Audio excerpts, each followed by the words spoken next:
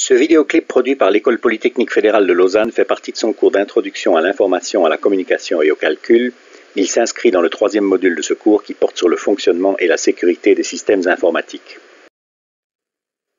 Fort des définitions de protocole et de message du vidéoclip précédent, le présent clip porte sur la notion structurelle de couche de protocole.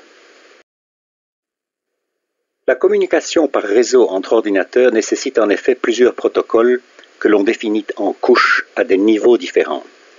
Pour comprendre cela, considérons le cas de la communication entre deux interlocuteurs via leur téléphone mobile.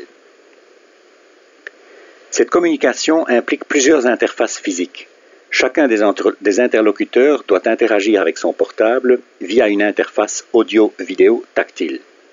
Ensuite, chacun des portables doit communiquer avec une antenne GSM locale. Ensuite, les deux antennes doivent communiquer avec des centraux téléphoniques locaux. Et ces centraux, à leur tour, doivent communiquer entre eux pour relayer la communication de bout en bout. Chacune de ces interfaces définit un protocole physique, mécanique ou électromagnétique. Tous ces protocoles définissent ensemble le niveau 1 ou ce qu'on appelle la couche physique du réseau.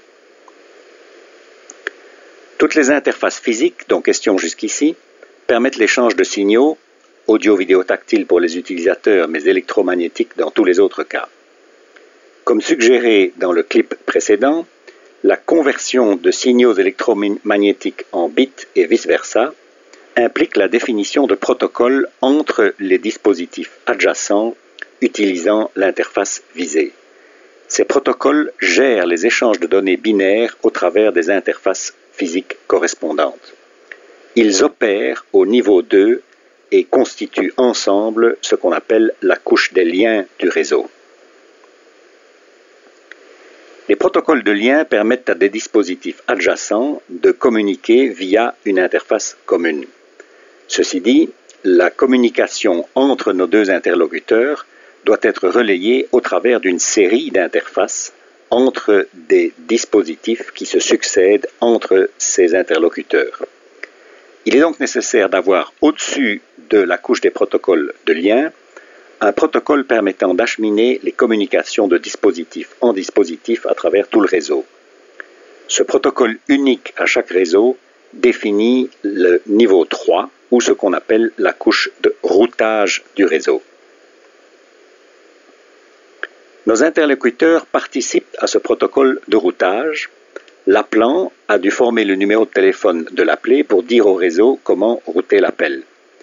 Par contre, une fois que la connexion est établie de bout en bout, ce n'est plus router, mais parler que nos interlocuteurs visent, chacun à leur tour, et en répétant certaines phrases si un bruit de fond en a perturbé la transmission. Cela suppose donc l'usage d'un protocole de dialogue de bout en bout. Ce protocole de dialogue définit le niveau 4 ou ce qu'on appelle la couche de transport du réseau. Encore faut-il que nos interlocuteurs parlent la même langue. Ceci suppose le recours à un protocole de conversation.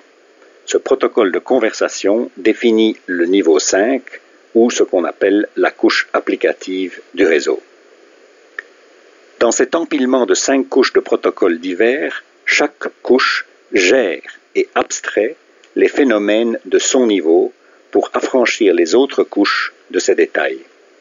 Cette division en couches est une façon essentielle de structurer la gestion du réseau en permettant à chaque couche d'évoluer en fonction des types de réseaux et de leur technologie.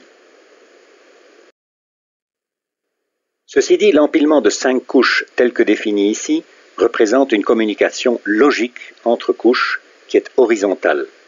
L'implémentation du protocole d'une couche sur un ordinateur communique logiquement avec l'implémentation de la couche correspondante sur le ou les ordinateurs avec le ou lesquels le premier communique. En réalité, il est évident que la communication entre deux interlocuteurs ou ordinateurs doit forcément passer par les liens qui les relient. Donc, parallèlement à la vision logique de la figure précédente, la vision physique des choses implique forcément que la communication passe verticalement entre couches avant de passer horizontalement de machine à machine. Dans le cas d'une communication relayée via un ou plusieurs dispositifs intermédiaires, antennes ou centraux téléphoniques, commutateurs ou routeurs, cette communication physique se fait verticalement au sein de chaque machine et horizontalement entre elles.